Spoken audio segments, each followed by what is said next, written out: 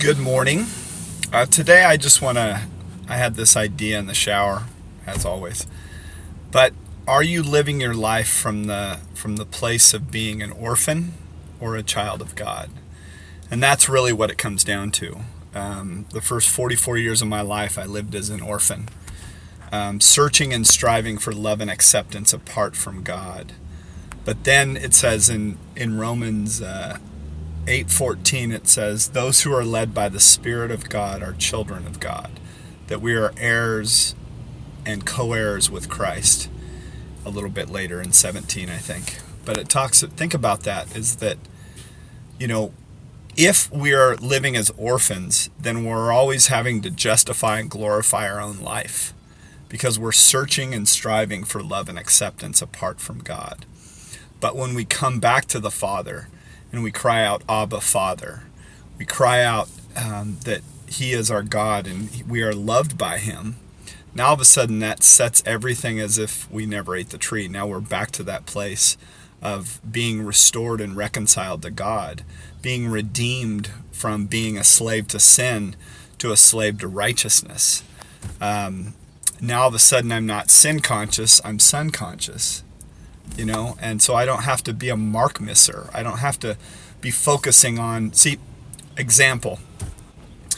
I used to, I had addiction issues in my life. I had porn issues in my life, and my focus was trying not to, knowing that it didn't add anything to my life. So now I'm going to focus on not drinking, not using. I'm going to do it in my will, right?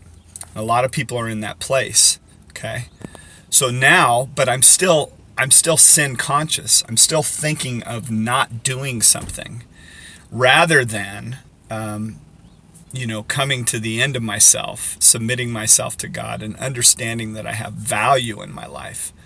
Now all of a sudden, and that's why I love the tree analogy, that you make the tree good and the fruit that's going to come from that tree is going to be good.